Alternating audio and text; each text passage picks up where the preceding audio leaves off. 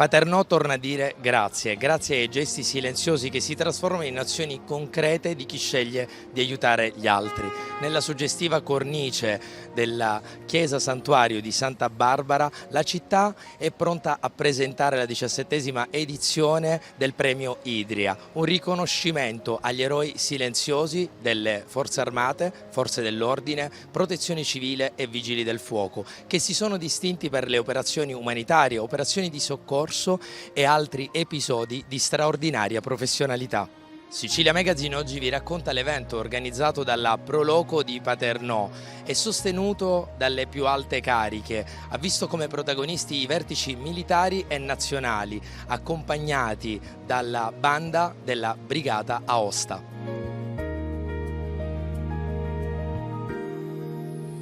Il premio Idria celebra lo Stato, questo è evidente anche dalle presenze importanti che ci sono in questa chiesa in questo momento, ma di quella parte dello Stato costituita da uomini e donne in divisa e da una miriade di volontari che tutti i giorni si mettono a disposizione per il bene comune, mettendo a repentaglio spessissimo la loro incolumità e a volte perdendo anche la vita. Abbiamo avuto negli anni esempi importanti, profondi, che toccano il cuore. Nessuno di noi pensa di diventare un eroe.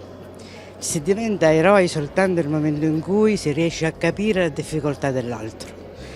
Senza nulla temere e senza nessuna preoccupazione si lanciano verso il prossimo, qualunque siano le difficoltà. Questi sono gli eroi silenziosi che purtroppo non vengono mai accesi i riflettori. Noi con il premio Idria vogliamo accendere questi riflettori perché è importante che la comunità sappia che il mondo è fatto soprattutto da questi uomini.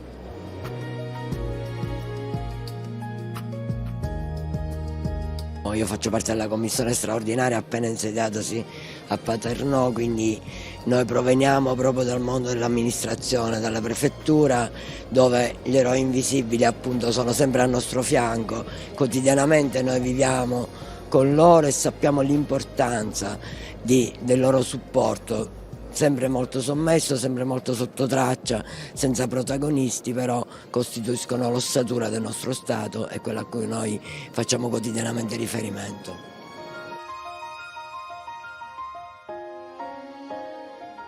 Siamo onorati di ospitare ogni anno questa manifestazione che è giunta alla sua 17ª edizione nel contesto dei festeggiamenti di Santa Barbara, perché le motivazioni che portano a istituire questo premio si innestano benissimo in quello che è quindi il significato della nostra festa, ma anche il significato dei patronati di Santa Barbara. Santa Barbara è invocata per quello che riguarda un pochettino il pericolo, le morti improvvise, e di conseguenza quando è stato pensato questo premio si è pensato di attribuirlo anche quindi a lei. Si chiama premio Idria proprio perché qui a Paternò il culto di Santa Barbara è nato proprio nel quartiere dell'Idria, dove c'è oggi la chiesa della Madonna dell'Idria, che anticamente era la chiesa di Santa Barbara.